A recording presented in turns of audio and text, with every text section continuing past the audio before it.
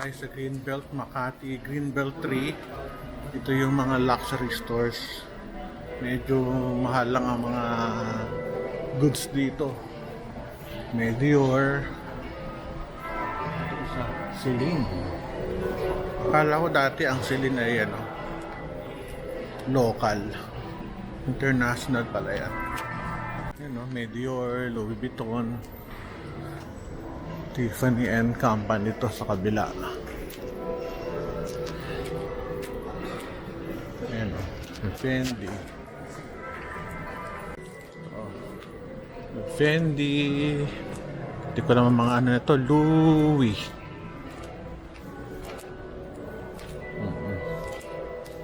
Ito, Patek Philippe. Rimowa. Dati ko alam yung Rimowa. Mamahali palang bag yan. May Bulgari pa, no? Patek Philippe. Ito sa Fendi pa rin. Ito po tayo ito. Cartier. Segna. Kaputang Greenbelt 4 yata ito.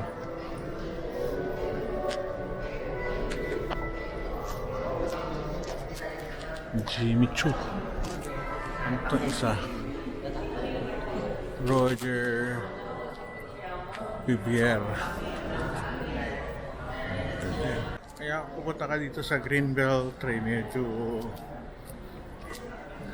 ready mo yung pera mo. Ito yung high-end stores dito. Mayayaman. Buti pa sila mayayaman.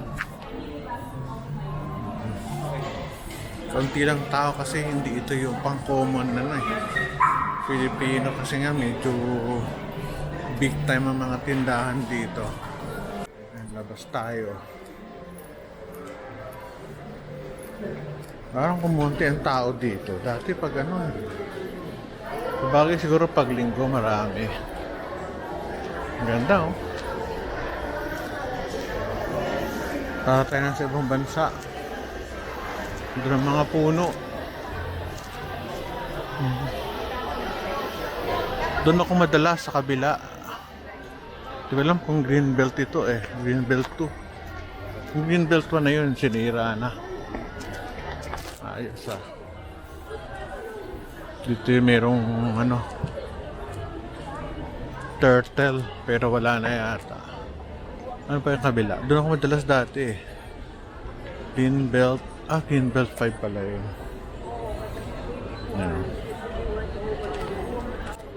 Ang ganda, May mga puno. May garden. Nakakatawa, Dahil puno. So, may chapel sa gitna. Ito yung tatak ng Greenbelt. Parang jungle na mayroong stores. Anticipated mass. Parang gusto kong magsimba. Kaya may mas ba? Mamaya pa siguro 6. This is Greenbelt 5. Ito yung pinakabago nila. Ang daming kainan dito.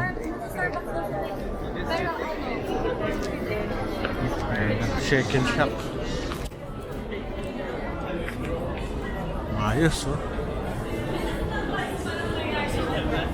May mga beer rito. Ang ganda Ang ganda ng mga pagkaano rito. Dito ako nag-exercise dati. Ito, chapel. Lagay ko may misa Pero aga pa Mag-isa kaya ako. Ito. Ganda Greenbelt 5. Shake Shack. Simba na ako siguro.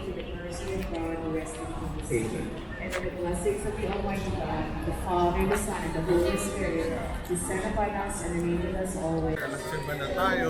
Tapos na yung ating obligasyon for the weekend. Simba. Pag hindi tayo nagsimba, alam nyo na kung ano ibig sabihin, magagalit si Jesus. Kaya simba tayo. Masyal muna tayo sa loob ng mall. Sara, dati may nagbigay sa akin ng leather. Kaso nag-pandemic. hindi ko na gamit. For 3 years, nasira yung leather. Sayang. Hindi ko akalaing masisira pala pang leather. Ito, mayayaman.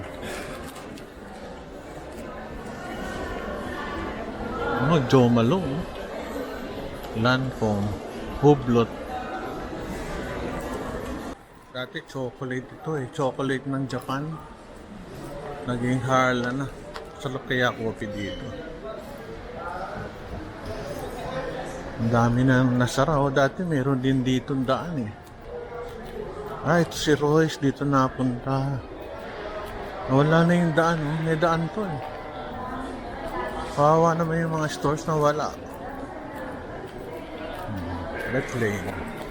Panerai. WFC. Ito din ang mga relos. Taas. Yan taas. Shiseido. Rolex.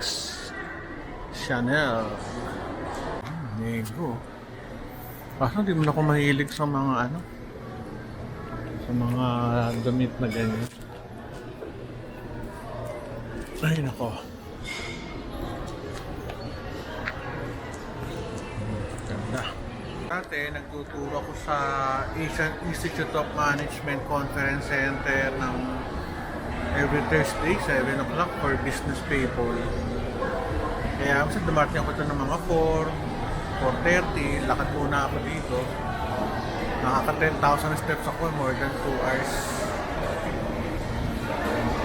Nalulungkot ako pag wala itong ano. Yung one, Greenbelt ko, nagsara. Giniba. Nakakalungkot. Diyan ako umiikot before eh.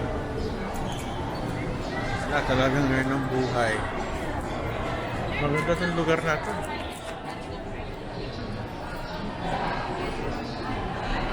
Pero maraming nakasara.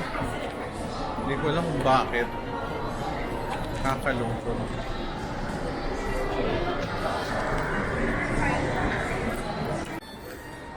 Altitude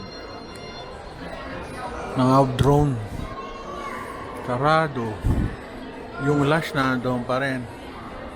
Mga kainan to before eh. Ito, buti may kumakain dito. Ang taas. Ayos. Marks and Spencer. Dito, no, kahit nasa loob ka ng mall, bawat department store sa loob may ano, wala sense, oh. Sexy. Kaso mahal yan. Anyway, sabi ko, yung minsan kahit yung mga malls meron silang sariling guard sa bawat outlet. Etam. Mura lang, oh. Swimwear, $5.95. So, meron din sa Australia nito, Typo, Pandora.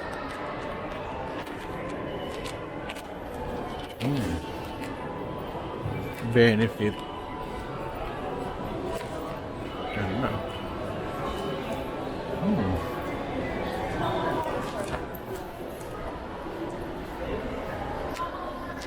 Pedro.